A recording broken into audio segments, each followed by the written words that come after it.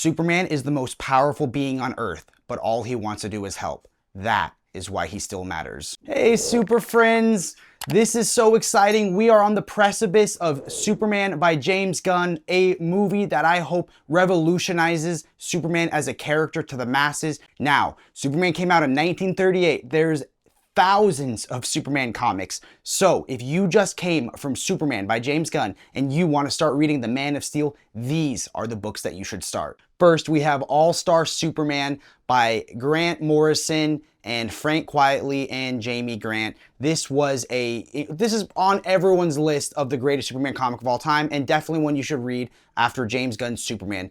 This was done in the 2000s when DC launched their all-star lineup. So this is going to be a standalone story that you don't need any context, but it's going to pull from all the wacky, weird stuff from the Silver Age, but bring it into a modern story. So the story starts off with Superman taking a lethal dose of solar radiation, supercharging his cells, making him more powerful than he's ever been, but so powerful that his cells are literally bursting and he is dying from within. Grant Morrison did not know what to do with Superman. They tell the story of they were wandering around on the train tracks and they met someone dressed as Superman, and they got to have a conversation about the character they were going to write. And they talk about All-Star Superman as the 12 Herculean tasks for the Man of Steel. So because Superman is running out of time, what would he do to leave the Earth okay without him? You're going to have all the wacky Silver Age stuff like Jimmy Olsen's transformations or Bizarro World, to heartfelt moments like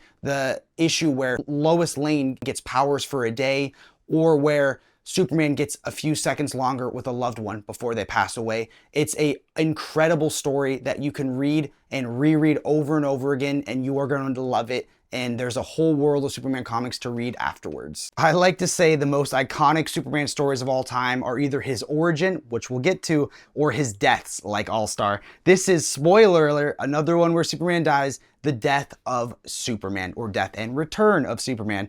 So there are a couple different, if you're new to comics, I know this can get confusing, but I'm gonna walk you through two great ways to collect this series. If you just wanna read the amazing event of the death of Return of Superman, where Superman fights Doomsday and loses his life, and then the other heroes who step up to fill the void, and the return of the greatest hero of them all, you can do it in either the compendium or the omnibus. They both collect the same way. The difference is one is larger and hardcover, but if you're new to comics, compendiums are an incredible value. Now, there is another way to eventually collect this series. In the 90s, there was a thing called the Triangle Era. There were 4 different Superman stories that were all had different creative teams, but they all told one overarching story. It was like a weekly TV show, and you would need to look at the triangle and the number on it to know which order to read them all in. We have been wanting a Triangle Era omnibus line for a long time, and they finally gave it to us with the Triangle Years Volume 1. Now, this is not for the faint of heart. There will be a lot of volumes of this, but the volume 2 will overlap a lot with the death and return of Superman. So you don't need to collect both. If you want just the event, you can do that. But if you want the whole 90 saga, you can do the Triangle Years and just buy them as they come out. But what made this so special? This was like a historic event. The greatest hero of them all died. This made Superman number 75 one of the highest selling comic books of all time. It moved over 6 million copies, which is wild. And you get to see how these imitators step up to fill the void. Who's going to be the next Superman? Is it this sassy little clone? Is it John Henry Irons? Is it, this other guy that looks like Superman, but maybe he's got a, anger side? Each one of these people that step up to fill the void have one aspect of the Man of Steel, like the Eradicator with his Kryptonian heritage, but they don't have all the aspects that make him the greatest hero of all. So this is an incredible story. I think everyone should read it. And if you're new to comics and your only experience with this is the Snyder films, those had their place, but this is an entirely different thing. And I think you're going to love it because Dan Jurgens cooked on that book, and I think you should definitely check it out. Next up, we have a legendary story where I do consider this a Superman story, but it's also going to have every character in the DC, old and new. It is Mark Waid and Alex Ross's Kingdom Come. Now, this is a magnum opus for both Waid and Ross. So Alex Ross was this hot new artist who had just come off working on Marvels, and he pitched a story to DC about Kingdom Come, a story because this was the height. This was the 96. This was the height when comics were, every character was dark and gritty and maybe pushed things too far, and they had all kinds of pouches. There were so many pouches. And this was a story of a future where Superman the old heroes have to come back and show them why their way still matters and is still important. And he partnered up with Mark Waid, and the two of them wrote one of the greatest things I have ever read. So it is all told in through the perspective, through the eyes of a pastor who was actually based off Alex Ross's father. Alex Ross would pick people and cast them as characters because he did lifelike paintings, honestly better than lifelike. They're the most nostalgic but also realistic thing you've ever seen. It was like you were finally seeing a comic in real life, and he would have people dress up and pose. You know, if Alex Ross came to me and was like, hey, come to my house in a costume and pose, I'd be like a little nervous, but you know what? I'd do it, you know? But it was a incredible story, and seeing these godlike titans from the perspective of a pastor that had doubt and fear and hope was incredible. So to set the stage, the Joker did something awful, and a new hero named Magog, you know, total 90s character, killed the Joker, and the people cheered, and Superman realized that this was no longer an Earth that he could protect, so he went into self-imposed exile. Now, a lot of crazy things happen. There's amazing moments where you get to see old heroes return and show that their way still matters. There's bombastic fight scenes and touching, heartfelt moments. And there's just these moments, like you get to see Superman relearn or regrow into his Clark Kent persona that he had abandoned for so long. And that is why I think ultimately it is a Superman story. Now, if you've never read anything in DC before, you might not get the insane references that both Alex Ross and Mark Waid sneak into this book, but you don't need to know those references. You can just read the story of old man Superman coming back to teach the new heroes that his way still matters. And this was almost like a statement piece that a character like Superman still existed and still was relevant in this era of comic books. And I honestly feel like this story gets more timely as things go on. Not everything needs to be Superman but evil. So this is an incredible storyline. You're gonna love it. But if you reread it again, as you know more about the DC world, you'll start to get more of the references. So this is a story that you can collect as cheap as a compact classic for $9.99 or all the way up to an absolute, but trust me, in an Alex Ross thing, you want it in the largest size possible. Next up, we have to talk about Kurt Busiek's work on Superman. Now, his name, I feel like, doesn't get brought up in the conversation of the greatest Superman stories of all time as much as it should, but you need to put some respect on that name. Now, I do have two different books here. One, you'll see the Secret Identity Deluxe Edition. That is actually included in Superman by Kurt Busiek, book 1. You also get another amazing story called Up, Up, and Away. We're going to talk about those two right now. Sadly, the deluxe is out of print, but you get it in the book 1, and we're getting book 2, which Busiek just teased is going to include a Wonder Woman story that has never been collected before. So while I'm a little bummed it's not an omnibus, this is still really accessible and has some great stuff. So in Superman Up, Up, and Away, Superman had been powerless for over a year. He's just living as Clark Kent, and he's living with Lois, and you get to see how he interacts with the world just being a human. Now, he slowly starts to develop his powers again, but they come slowly and at a little bit of a cost. And you get to see these amazing moments of Lois feeling like, does she actually want Clark to get his powers back? Things were so good, things were so happy, but that, you know, she has to realize it'd be selfish to not want Superman to return. And you get to see Clark become Superman again because he's been living as his Clark persona for so long. There's this awesome moment before he gets his powers back where Luthor grabs him and punches him and says, and you know, Clark falls down because he doesn't got any powers. And he goes, I always knew you had a glass jaw, Kent. And it's like, imagine if he had punched him like 2 weeks later when he was the Man of Steel, would have shattered his hand. But you know, that's just great storytelling. So that story was written by Busiek and Johns, but the other story is a completely different thing, and that is Secret Identity. And I was so happy. You know, this book deserves an absolute edition someday. I 100% believe this is a story that doesn't take place in the DC universe. This takes place in the real universe, like our universe. In our universe, there was a character of Clark Kent and Superman that really existed in comic books and movies, and it follows the protagonist, a kid also named Clark Kent, who grew up in Kansas on a farm. And yes, he heard all the jokes. You can comment him down below. You know, your name's like that guy from the comic books. He gets Superman bed sheets every Christmas or every birthday gift, and he hates it. And it's, you know, pretty cool to see that like how he exists in the real world. But one day when he's a teenager, he's running and he jumps and he starts flying and he realizes he is really Superman. And this is a world where no other superheroes exist. So what would happen? How would he protect his secret identity in a world where there was no one else he could confide in? And the most important thing about this is you get to see him age and grow in real time. So he starts as a teenager and you get to see him when he's older and has his own family. And you get to see the times when people almost find out about his identity and how he hides it and how he interacts with the world. And it is an amazing story. And I really hope they reprint the deluxe or they give us an absolute, because it definitely deserves it, to see how Superman would be in the real world. Next up, we're gonna talk about the Rebirth era of Superman. So if you're new to comics, this might sound a little confusing, but trust me, you can jump into these two books and have a great experience without really knowing what happened before.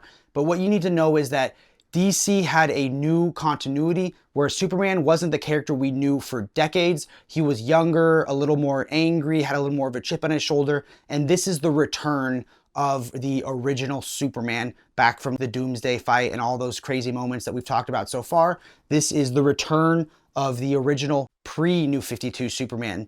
And that's the one I feel like that we all know as Superman. So the main story I want to talk about is Tomasi and Gleason's Superman Rebirth. This is going to show that Superman did exist. He was older, he married Lois, and he had a son named Jonathan who was just starting to develop his powers. And when the New 52 Superman had I'm not going to spoil it, but something happens to that Superman and he has to step up and be the hero for the world. And there are two different stories. So that one, the Rebirth one by Tomasi, focuses on his life as a father, as a husband, and as a hero. And the Action Comics run is more about him interacting with the rest of the DC world. As you can see, those are deluxe editions. They are out of print, but we are getting a brand new omnibus. And you know what? We'll give a bonus one away. Comment down below if you're interested, and you'll be entered to win. US, continental only. So if you do want to follow up with this, you can follow up with it with the Super Sons omnibus. That's going to show his son Jonathan teaming up with Batman's kid, and they are completely different, completely opposites, but that's a story for another day. Action Comics starts off by him fighting Doomsday again, and this was also written by Dan Jurgens, and it was cool because this is a Superman who has already died to Doomsday, and you get to see his reaction to having to fight the enemy that defeated him before in this new world. And you really get to see this Superman, he's not really trusted because this is not this world's Superman, and he has to show them that he is the real deal. So these are awesome ones to start with, just to see that father side of Superman. And I feel like this really influenced the Superman and Lois TV show. So I definitely hope, in years from now, we get a Super Sons in the DC cinematic universe. Okay, so we have to talk about one of the greatest Superman stories of all time. That is Alan Moore's work, Whatever Happened to the Man of Tomorrow, and For the Man Who Has Everything. But I'm going to give you a little bit of a history lesson first. Now, you're going to see some things here called Superman, the Golden Age. And the Superman, the first superhero. These are going to be the original Superman comics all the way back in 1938. And that is a very different Superman than the one we know of today. He was almost like a crusader for justice. He fought greedy landowners and domestic abusers and warmongers. He was a crusader for justice, and he was a lot less powerful. But this was the character that, a lot of the hallmarks were there. A alien from the planet of Krypton that landed on Earth and was raised in Kansas to be a symbol of hope. But this is definitely a leap tall buildings in a single bound and not a flying Superman. So that is one era. The next era is the Silver Age. So fast forward to the 1950s. This is definitely what I think they're going to pull from. Unless you're seeing this after the Superman movie, let me know. Did they pull from the Silver Age a lot? So the Silver Age, he is way more powerful, almost a godlike being. And the stories were a lot more kooky and sci-fi and weird. This is when you get a lot of kaijus and transformations, and there's a whole issue where someone knows Superman's secret identity and he's pranking him, and then it's Batman and he comes out of a birthday cake and they eat cake together. So this is all that sci-fi Silver Age goodness. It's the same character Superman, but two different eras. Now, DC was going to reboot everything with Crisis on Infinite Earths, so they wanted to tell one last story of Silver Age Superman. So this is Alan Moore's goodbye to the character of Superman that they knew of at that time. Now, you can read it without knowing the Silver Age, but having just a little bit of knowledge of that this was a different era of Superman is important. It also has the story for the man who has everything, which to my money might be one of the top 5 greatest Superman stories of all time. In this one, the villainous Mongol puts on a alien flower on Superman and gets him to live in a fake world where Krypton never exploded, and he gets to raise a son and be married, and you get to see this heartbreaking moments of him, and it is a very profoundly important story. People like to say Alan Moore does not like superheroes. He has a true love and reverence for what they embody and represent, and when you get to see Alan Moore write a story for superheroes that's not all dark and grim and moody, I always think that's a special treat. So I will say though, these are ones I almost read as like historical events or like watching a really old movie, and they might not hold up super well, but if you are into these, if you do want a more modern Golden Age Superman, I can give an honorable mention to Grant Morrison's New 52 Superman. That's definitely like a modern version of Golden Age Superman. And if you like the Silver Age Superman, the modern equivalent would be the All-Star Superman that we talked about already. So that gives you a little taste of the Silver or Golden Age Superman in a much more modern, palatable book. There was something magic about the Superman film that came out in 1978 by Richard Donner that had a profound impact on so many people and the world, that started that renaissance of Superman and heroes. The fact that Jim Lee, president of DC Comics, and James Gunn, president of DC Studios, were actually saw it together on opening night in the same theater. They didn't know each other then, but it's funny how those things work. But it also inspired a young Geoff Johns, who was around 5 when that movie came out. But someday when he broke into Hollywood, he got to be the assistant to Richard Donner, the director that he loved so much. So when you read any Superman story that Geoff Johns does, he's drawn to look just like Christopher Reeve. So as you can see, Donner had a profound influence on Johns, and the two did work together on this Last Son storyline where they co-wrote it together, which has had to be such a cool moment for him. And it's going to tell the story of a young Kryptonian boy crash landing on Earth, and how would that impact Superman? How would he step up to be there? And how would the world and Lex react to that? You get to see an awesome moment where they're in the Phantom Zone. You get to put on your 3D glasses, so it's incredible. I do hope we get an Absolute someday. So there is an Absolute edition that includes all the stuff that Johns and Gary Frank did together. It's 3 main stories. One that shows why Superman was so important for both his time and the future with the Legion of Superheroes. Then there's going to be the Superman Brainiac storyline that revolutionized Brainiac to the point where so much of the media I saw of Brainiac had been influenced by that story. I didn't even know about the old weird guy with the ponytail.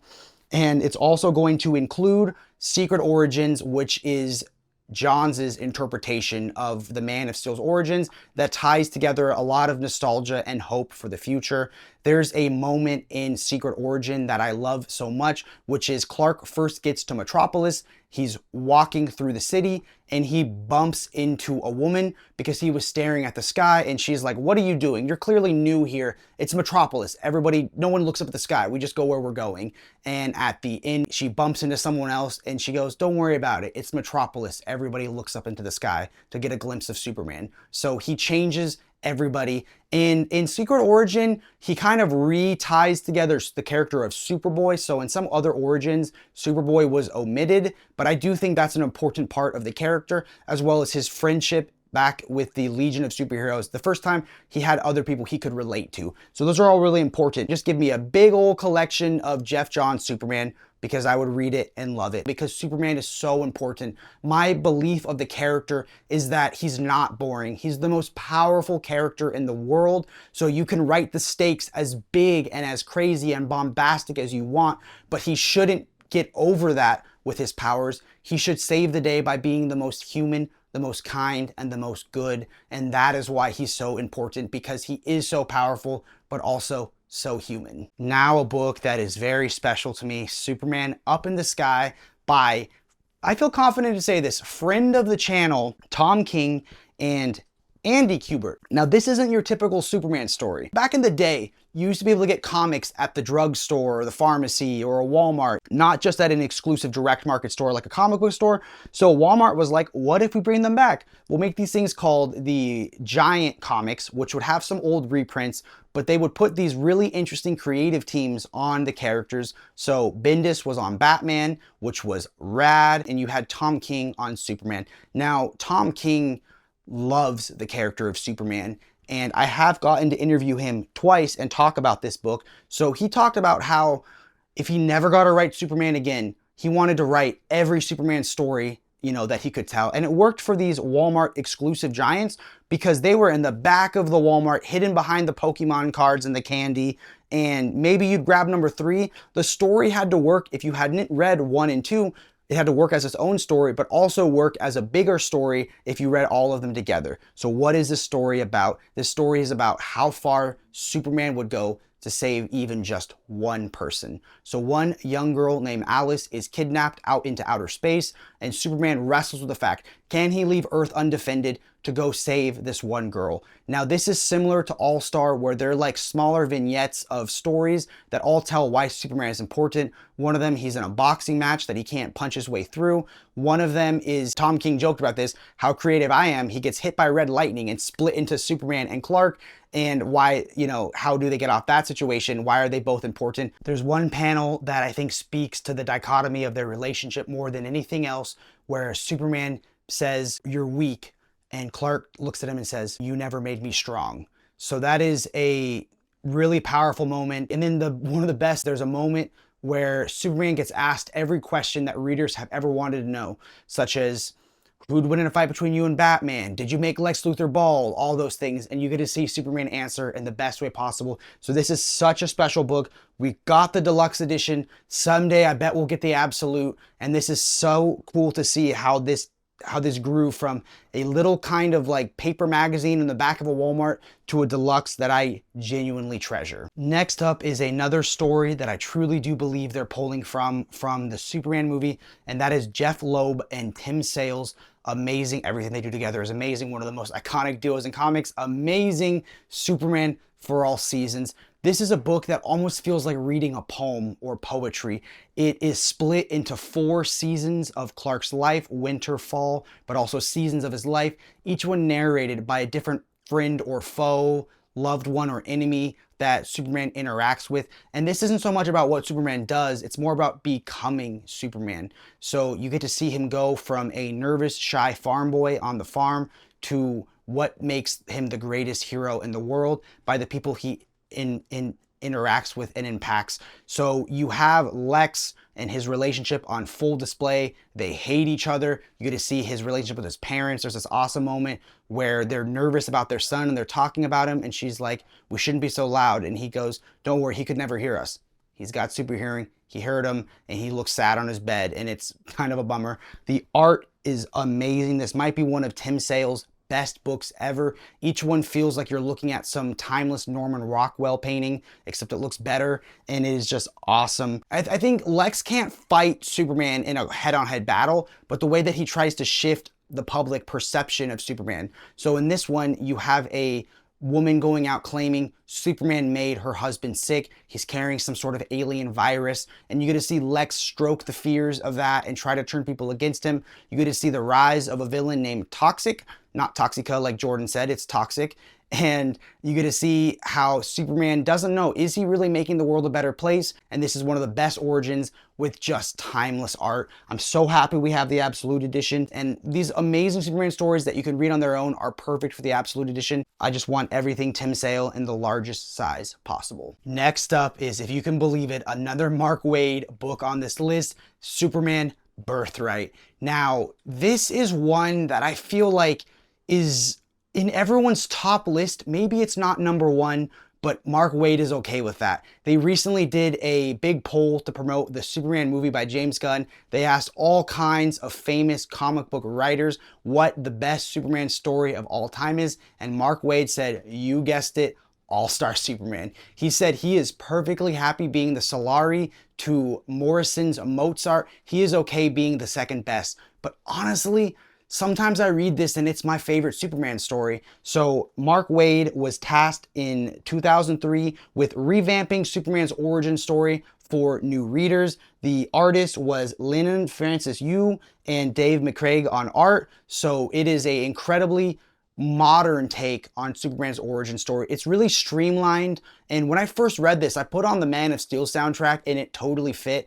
But this is a Clark that is a lot more worldly. It starts off, he's a reporter that travels the world. He has friends in all the different continents, and that shows that Superman's not just American anymore. He is a protector of Earth that is global. And in this one, you have flashbacks to his friendship with Lex. They were friends back in the day, and then they had a, Lex's accident, and you get to see that Lex has this bitterness for both Clark and Superman. But the main thing that you're going to notice in this one is Superman doesn't have his crystal fortress of solitude and a direct communication with his Kryptonian heritage. It's a slow unraveling of the mystery, and Lex actually uses a lot of it to kind of hurt Superman. He doesn't even learn his name until towards the end. So this is another one where Lex tricks the masses into thinking Superman is bad and the Kryptonians are invading, but you get to see these epic moments, such as one where you get to see how Superman's powers work and they twist them into new ways